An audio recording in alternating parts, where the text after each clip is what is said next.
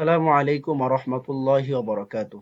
সম্মানিত অভিভাবকবৃন্দ, আজ আমি আপনাদের সামনে উপস্থিত হয়েছি নার্সারির স্পোকেন অ্যারাবিক ও ইসলামিক স্টাডিজ এর ২ নং লেসন প্ল্যান নিয়ে।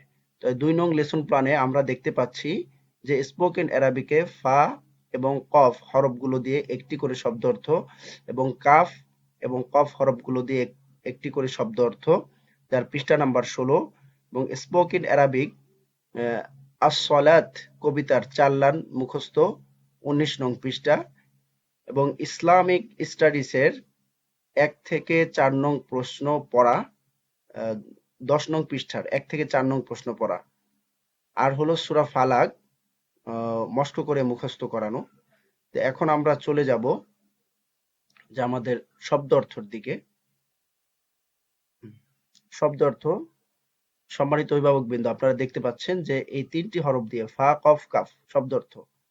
ফাতে হলো ফিলন, ফিলন অর্থ হলো হাতি, আর কফে হলো কলামুন, কলামুন শব্দের অর্থ হলো কলম, আর কাফে হলো কুরাতুন, কুরাতুন শব্দের অর্থ হলো বল।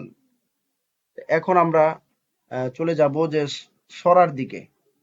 যে আরবি সরাটা আমরা বাচ্চাদেরকে ক্লাসের মধ্যে সুরে সুরে পড়াই, তাই এখানে আমি একবার বলে দিচ্ছি যাতে আপনারাও শুনে শুনে সুরে মানে বাচ্চাদেরকে পড়াতে পারেন। কবিতার নাম হলো আস-সলাহ। কুম ফাতাওয়াদ্দাহ ওয়াশরাহ সাদরাকা হাইয়া হাইয়া নাহওয়াল মাসজিদি আদখুল আদখুল সল্লি ওয়া'বুদ কাব্বির কাব্বির ইরকা ওয়াসজুদু হাইয়া হাইয়া নাহওয়াল মাসজিদি। এই কবিতাটি বাচ্চাদেরকে সাথে নিজেরা বলবেন এবং বাচ্চাদেরকে সাথে সাথে বলানোর চেষ্টা করলে আলহামদুলিল্লাহ হয়ে যাবে। তারপরে আমাদের লেসন প্ল্যান অনুযায়ী যে পড়াটি ছিল সেটা হলো যে এই ৪টি প্রশ্ন, এই ৪টি প্রশ্ন এগুলা আপনারা পড়াতে পারবেন। আসমানি কিতাব কাকে বলে? আল্লাহ নবীদেরকে যে কিতাব দান করেছেন তাকেই আসমানি কিতাবগুলো, এগুলো আপনারা বাচ্চাদেরকে পড়াবেন। তারপরে হলো আমাদের আরেকটা হলো সূরা ফালাক মুখস্থ। সূরা ফালাকটা আমি একবার পড়ে আপনাদেরকে শুনিয়ে দিচ্ছি, আপনারা বাচ্চাদেরকে পড়াবেন। আউযু বিল্লাহি মিনাশ শাইতানির রাজীম।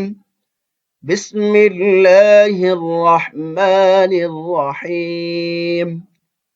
قل أعوذ برب الفلق من شر ما خلق ومن شر غاسق إذا وقب ومن شر النفاثات في العقد ومن شر حاسد إذا حسد সাদাকাল্লাহুল আযীম। আলহামদুলিল্লাহ, বাচ্চাদেরকে যদি বাসায় বারবার পড়ানো হয় বাচ্চারা অবশ্যই পারবে, আর আমরা ক্লাসে বাচ্চাদের আমাদের স্টুডেন্টের পিছনে আমরা সর্বোচ্চ চেষ্টা করি। আসসালামু আলাইকুম ওয়া রাহমাতুল্লাহি ওয়া বারাকাতুহু।